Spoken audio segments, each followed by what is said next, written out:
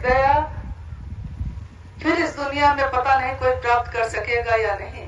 लेकिन हम सब नमन करते हैं अपने साहब को, अपने दीदी को, जिन्होंने अपनी ममता से, अपने स्नेह से और अपने मित्रता के भाव से हम सबको उस शिव तक ले जाने का काम किया है। साहब हमेशा कहते हैं कि आप समझते हैं कि वो ईश्वर है, वो परमेश्वर है, वो महेश्वर है। आप शिव को बहुत दूर का समझते हैं, लेकिन वो शिव आपको अपना मित्र समझता है। अन्य देवी देवताओं के दास दासियां होते हैं, लोग कहते हैं प्रभु जी तुम स्वामी हम दासा, लेकिन उस महाकाल, उस महागुरु का कोई दास नहीं होता। वो उनके गण होते हैं, उनके आदमी होते हैं, और जो भाव से, विचार से उनके लिए खड़ा होता है, महादेव उसको अपने गले से लगाते हैं। तुम ईश्वर समझते हो और वो तुमको अपना मित्र समझता है। ये साहब की वाणी हमारे मन में गूंजती रहती है, और हम सबको विश्वास है कि उनके इस विचार को आगे बढ़ाने में हम अपने जीवन के बहुमूल्य समय को जरूर देंगे और आगे बढ़ाते रहेंगे। आने वाले आप लोग अलग अलग राज्यों से आए हैं, अलग अलग स्थान से आए हैं, लेकिन हम सब के आने के पीछे कारण एक ही है।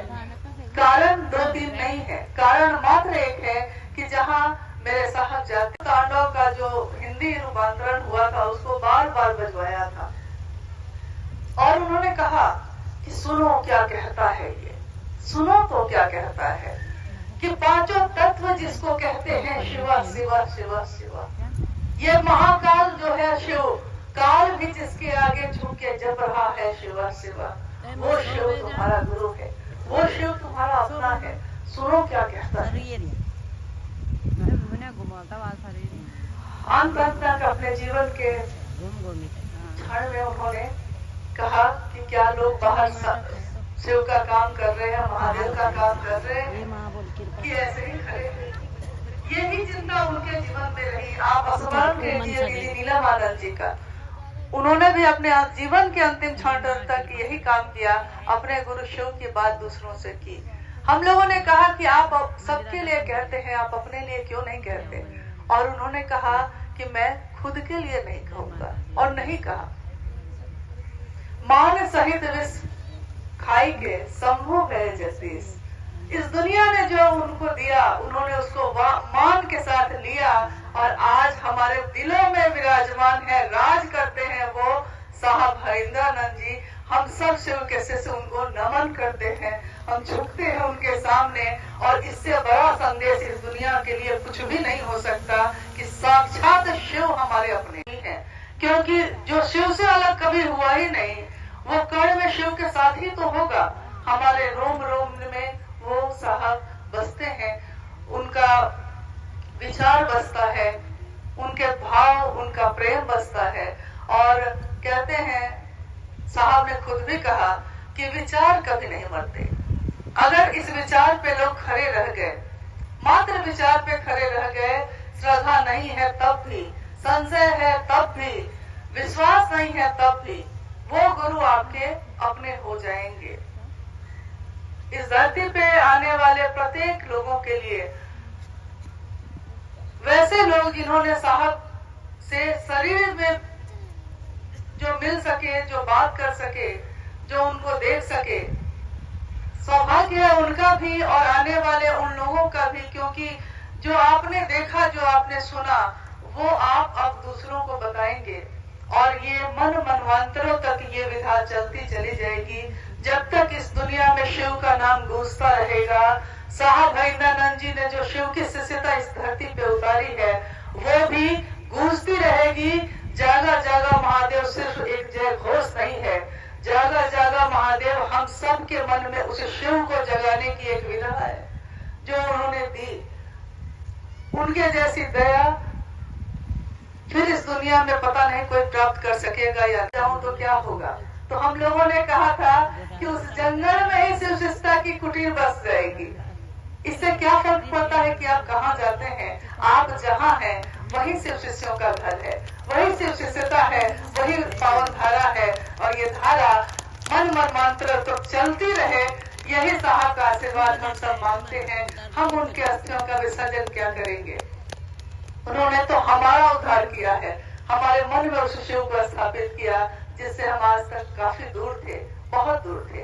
हम नमन करते हैं उन साहब को, हम झुकते हैं उन साहब के लिए जिन्होंने शिव शिष्टता की इस पावन धारा को, अपने शिव को ही इस धरती पे उतारने का काम किया है।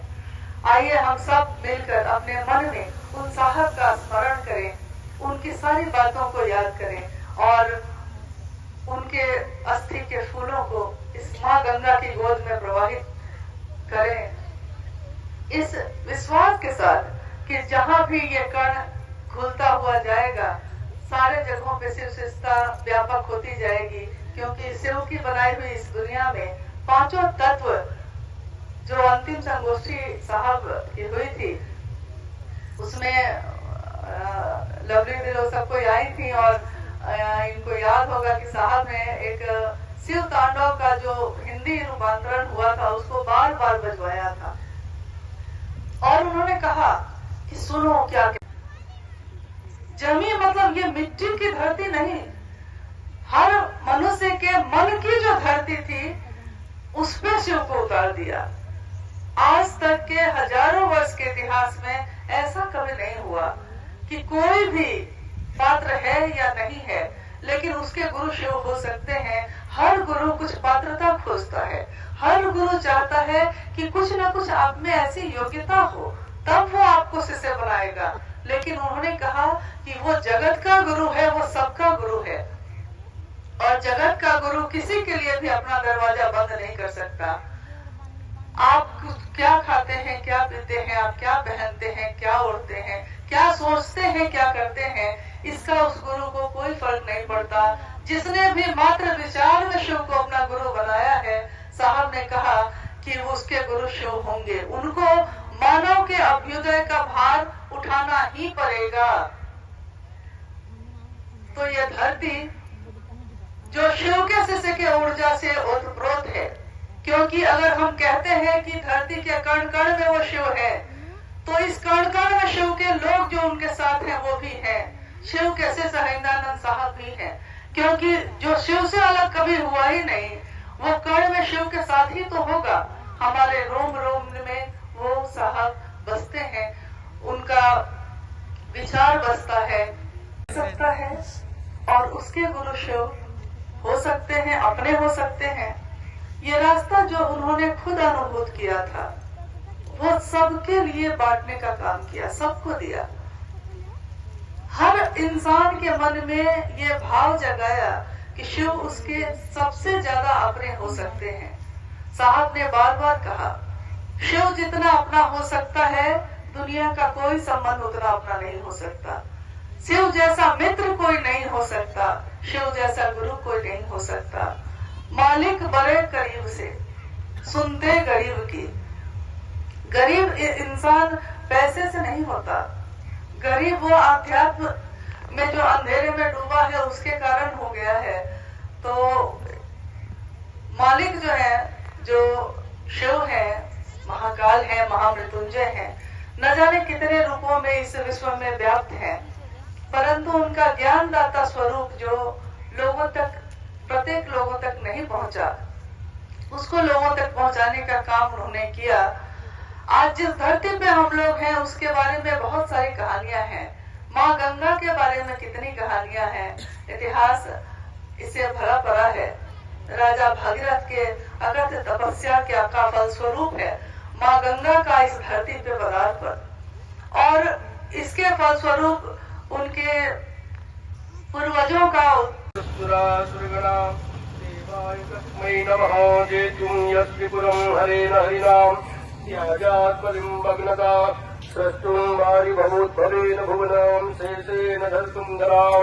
पार्वत्या महिषासुर प्रमदने सिद्धाधिपै सिद्धये जातः पंचसरेण विष्णुजिते पायात्सनागा नरः नमामि गंगे तव पादपङ्कजम् सुरासुरैर्वन्दित दिव्यरूपम् मुक्तिं च मुक्तिं च ददासि नित्यम् भावानुसारेण सदा नराणाम् भगवति तव तीरे नीलमात्रा सरोऽहम् विगत विषयतृष्णा कृष्णमाराधयामि सकलकलशभङ्गे स्वर्गसोपान संगे तरण तर तरंगे देवी गंगे पुनातो देवताभ्यः पितृभ्यश्च महायोगिभ्यः एव च नमः स्वाहायै स्वधायै नित्यमेव नमो नमः।